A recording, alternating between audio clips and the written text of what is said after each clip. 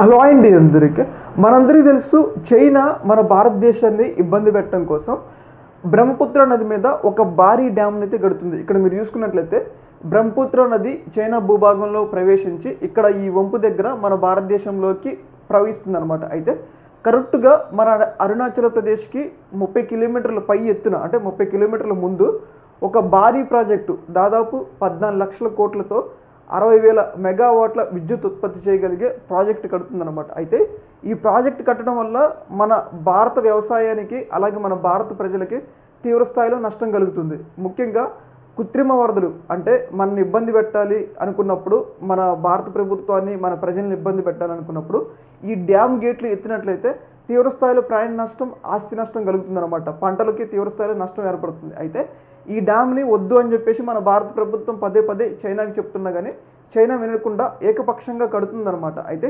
ఇలాంటి సందర్భంలో మన భారత ప్రభుత్వం కూడా ఒక భారీ డ్యామ్ని కట్టాలి చైనాకి కౌంటర్గా. ఎందుకంటే ఇక్కడ చైనా డ్యామ్ ఉందనుకోండి, ఇక్కడ అరుణాచల్ ప్రదేశ్లో కూడా ఒక డ్యామ్ మనం కట్టుకున్నాం అనుకోండి, ఏమైందంటే చైనా ఒకేసారి పెద్ద ఎత్తున నీటిని వదిలినా కానీ ఆ నీళ్ళు అనేవి ఇక్కడ మనం కట్టిన డ్యామ్లో స్టోర్ అవుతాయి అనమాట. అప్పుడు ఏంటంటే మన ప్రజలకి నష్టం కలగదు, అలాగే వరదకి ఏదైతే పంట నష్టం కూడా కలగదు అనమాట. దీనివల్ల ఏంటంటే చైనా అంత పెద్ద డ్యామ్ కట్టినా కానీ చైనాకి కౌంటర్ చేసే విధంగా మనం కూడా ఒక భారీ డ్యామ్ కడుతున్నాం. దీనివల్ల ఏంటంటే చైనా మన దేశంలో చేయాలనుకున్న కుట్రలని ముందస్తుగా మనం పసిగట్టి చైనాకి ఇబ్బంది కలిగే ప్రయత్నాలు అయితే మనమైతే చేస్తున్నాం అనమాట. ఇది భారీ ప్రాజెక్టు, అందరి నుంచి కూడా మంచి ప్రశంసలు అందుతున్నాయి. ఎందుకంటే రేపు ఒకవేళ మనకి చైనాకి యుద్ధమైనప్పుడు చాలా పెద్ద ఎత్తున వాటర్ వదిలినట్లయితే మనకి తీవ్రస్థాయిలో నష్టం కలుగుతుంది. అందుకోసం అని చెప్పేసి కొంచెం డబ్బు పోయినా కానీ మన ప్రభుత్వం కూడా ఆ ప్రాజెక్ట్కి కౌంటర్గా అరుణాచల్ ప్రదేశ్లో ఒక ప్రాజెక్ట్ నియమిస్తుంది అనమాట. దీనివల్ల మనం చాలా సేఫ్ జోన్లో ఉంటాం, మనకి ఎలాంటి ఇబ్బందులు కలగవు అని చెప్పేసి